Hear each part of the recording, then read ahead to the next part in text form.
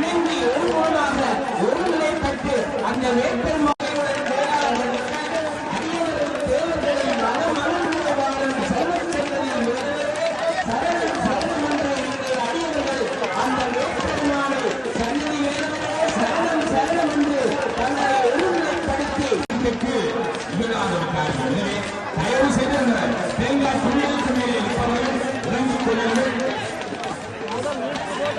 அந்த தேங்காய்களை பின்னுக்கு எழுத வேண்டாம்.